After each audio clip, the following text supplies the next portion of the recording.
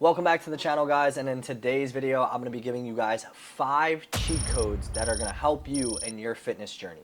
As somebody who used to be overweight and really struggle in my fitness journey, this is something I wish I would have had a lot sooner in my life, and if I would have really applied these things and known them sooner, I wouldn't have spent my whole high school career being overweight, insecure, and depressed.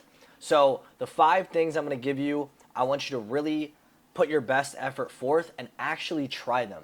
Because I can give you guys the sauce, but until you actually apply it and use it, it's not going to work for you. If you use these 5 cheat codes, I promise you, you will make so much more progress in your fitness journey. Starting off with cheat code number 1. Controlled emotional eating. Now, I know what you're probably thinking. Controlled emotional eating, what does that mean? Well, we know what emotional eating is. And if you don't know, I'll explain it to you. So when I was overweight, I would do this thing called emotional eating. And you might be doing it too, you just might not be realizing it. And what it is whenever you're feeling stressed, anxious, nervous, or worried, or even bored, you will go and grab food. And you will eat it to try to suppress the feeling, to get the anxiety to go away. And you'll just keep eating and eating and eating because your reality is food is a comfort tool. And you're using it whenever your emotions are really high. So the first cheat code is if you can't break your emotional eating, which most people can't, I'm here to tell you that that's fine.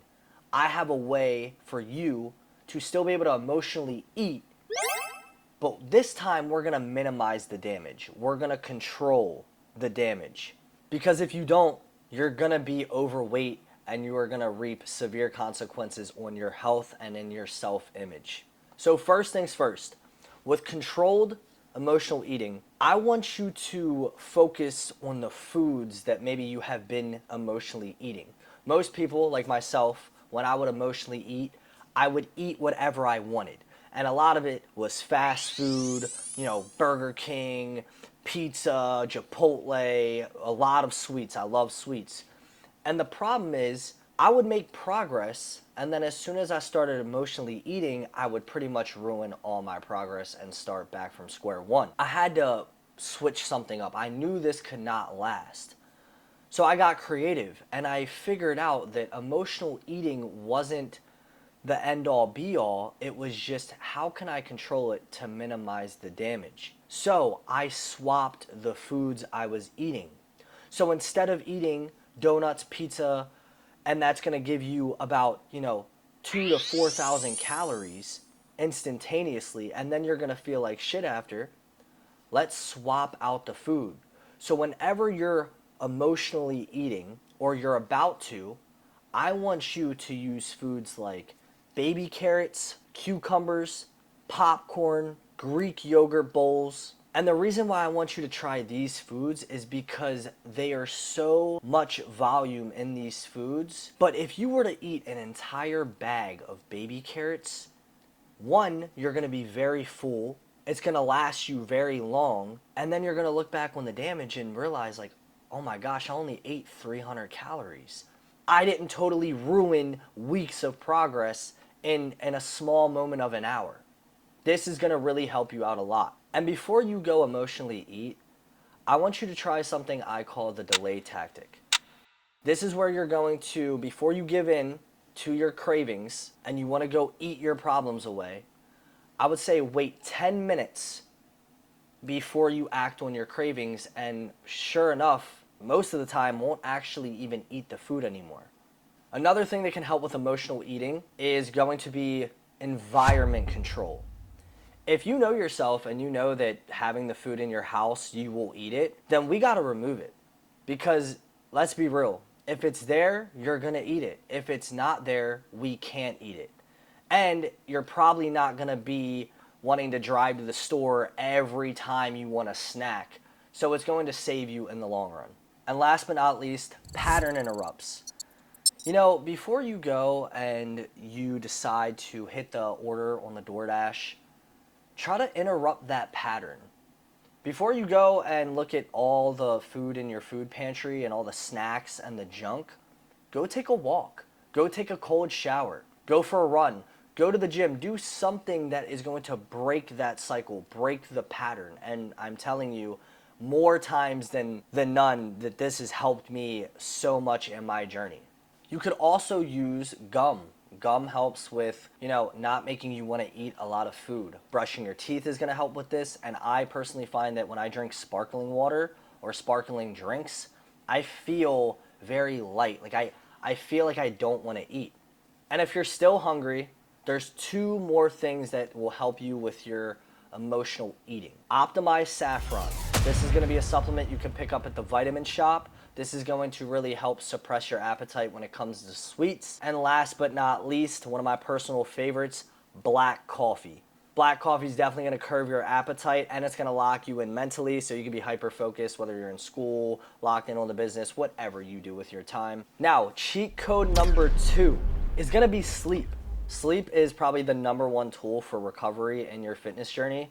And in fact, if you sleep anything less than 7 hours, you are literally minimizing your testosterone production. 70% of testosterone is produced when you're sleeping.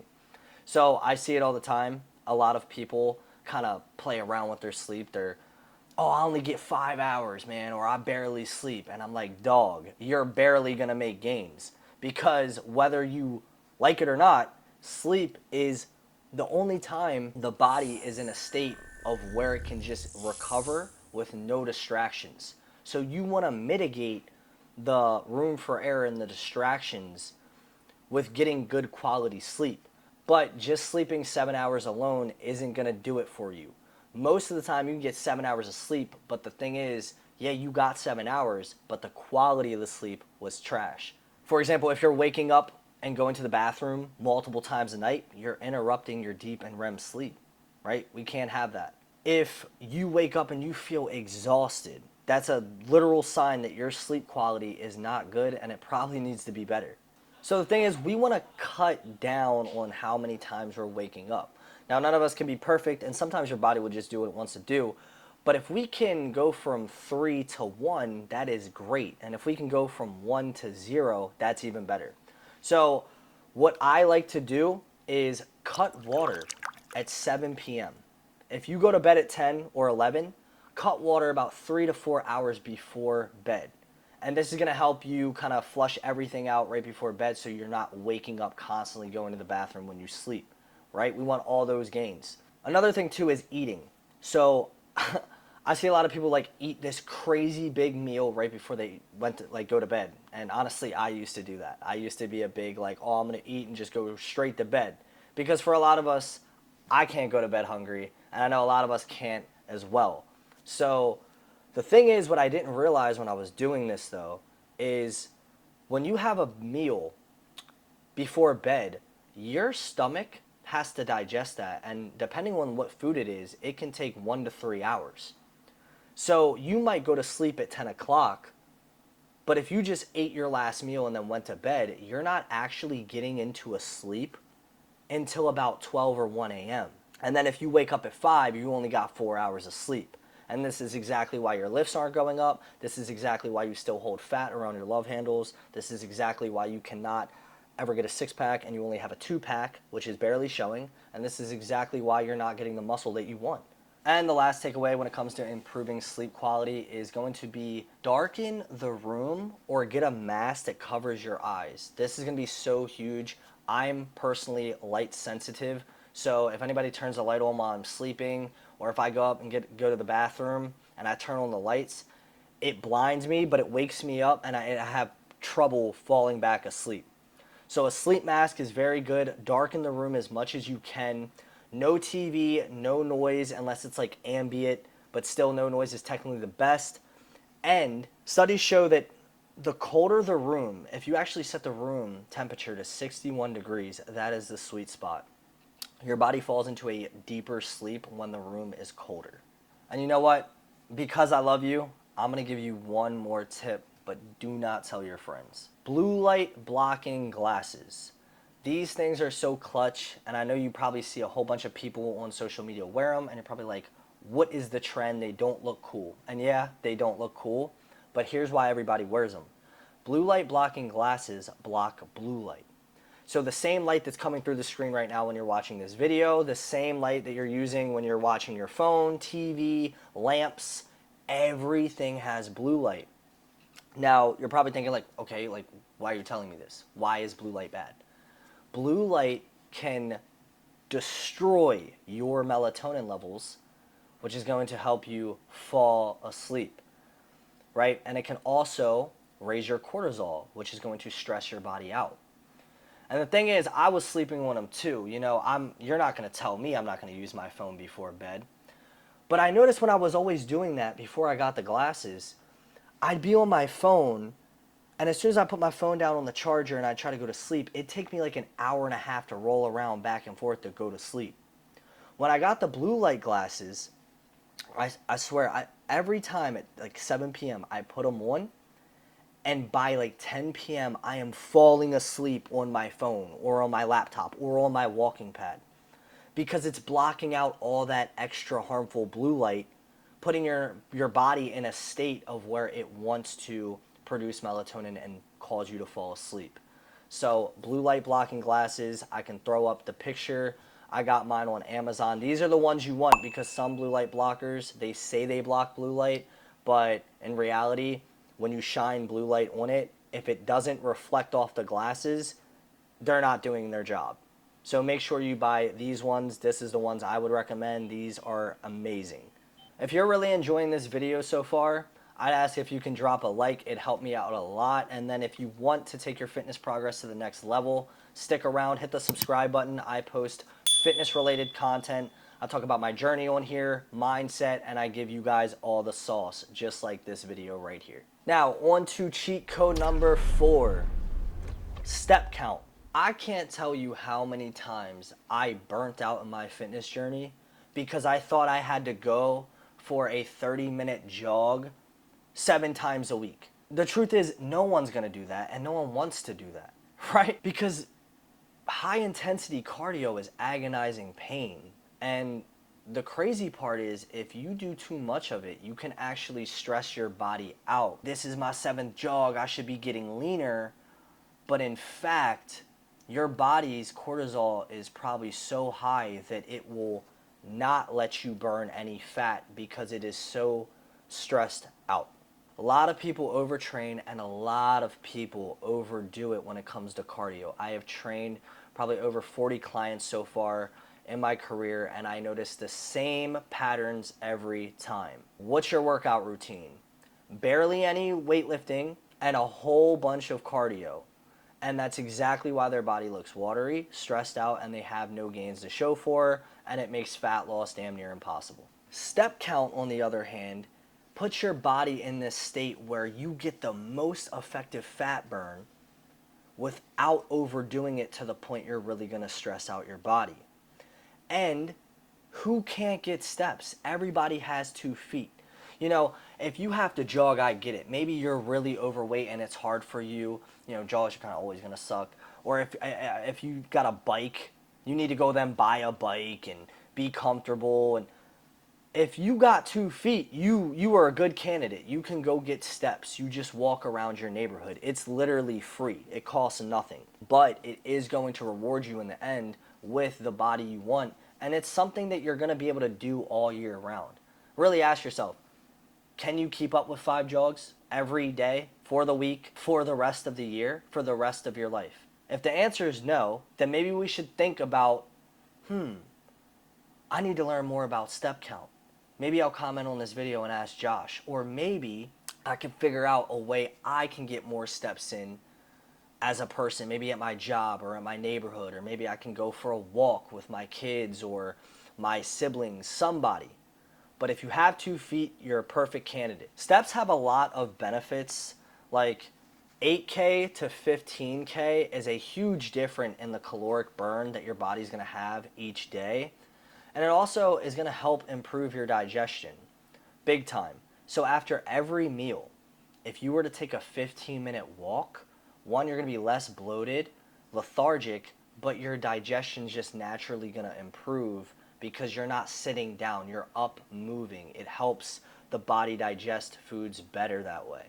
And the main reason is because the blood sugar is more controlled, it's more stable. And another thing too with steps that no one really talks about is the more you put out, the more response your body has. Meaning, if you were to go do a 4-mile run, you're gonna be more hungry than if you were to do 12,000 steps because the body demanded more energy. So you're gonna wear yourself out faster, but you also risk running into hunger cravings later down the road. And if fat loss is really what you're trying to go for here, kind of contradicts if you're going to go for a run just to be so hungry later you binge and ruin all your progress. The best way to split up your steps is going to be splitting it up in the morning, the evening, and then at night. Just kind of split them up 3 times throughout the day. If you can't, it's no big deal, but that's just the most optimal way I find, and I make all my clients do it and it works. Now, if you live in Antarctica or on the water, literally on the water, and you have some excuse on why you can't, I can't go outside, you know, it's always raining, da da da. Okay, I got the perfect solution for you. Buy a walking pad. I have one in both locations of where I live, and these things are an absolute cheat code in themselves. Literally $80, and you have a portable treadmill. You can pick it up, you can move it, you can keep it stationary if you want, but it is an absolute cheat code. I hit 20K steps a day myself, and I could not do that without the walking pad because it does rain sometimes, or it will snow in Maryland, or sometimes it's just inconvenient to go outside. The walking pad makes your life so much easier. This video is coming to a close, and we are coming up on cheat code number 5. Now, this cheat code is going to surprise a lot of you. Google Calendar. I can't tell you how many times I've heard somebody say, I don't have time to go to the gym, or I don't have time to meal prep. And the thing is, it's like they're not lying, but they also just don't know how much time they really have. And I was the same way. When I downloaded Google Calendar and I started using it though, I figured out how much time I was really wasting doom scrolling on the toilet, doing whatever. And I was like, wow, like I literally could buy back like 21 hours of my week if I just stopped bullshitting, which then gave me 21 hours to achieve my goals. When it comes to Google Calendar, you want to optimize the calendar to your fitness goals or whatever you're trying to achieve in life. Because at the end of the day, Google Calendar is going to remove guesswork, and it's going to build a lot of structure in your life, which then creates routine, and routine will lead to results. And my Google Calendar, I've noticed, acts as my external discipline. Whenever I forget something, it will remind me. It chimes me and reminds me of like, oh, we got to do this thing. And also too, I check it every morning and I kind of understand of like, wow, that was a promise I made to myself earlier. I got to show up to it.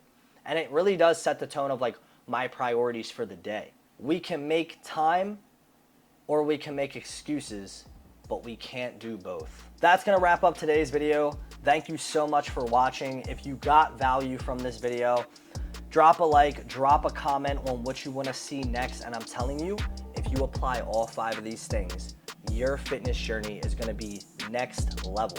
And you're gonna thank me so much. You're gonna be in my comments in a month, 2 months later and be like, yo, Josh, I did everything you said. I'm using Google Calendar, I'm getting the steps, I'm prioritizing my sleep. When I do binge eat, it's not a total crash out. Thank you so much, bro. And of course, I got you. I love you guys. Until next time, stay blessed.